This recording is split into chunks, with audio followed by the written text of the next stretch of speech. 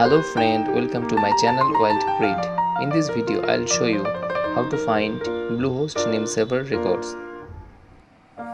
First click log in your Bluehost account, not cPanel.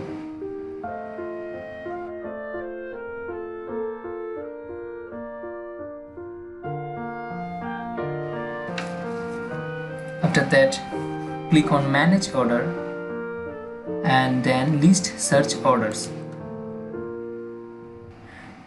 If you have multi-domain hosting, click on your primary domain name.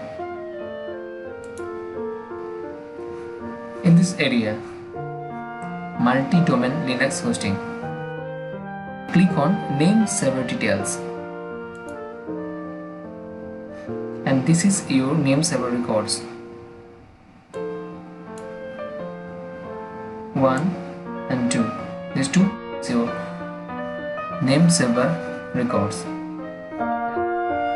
Thanks for watching my video and please subscribe my channel Wildcreate.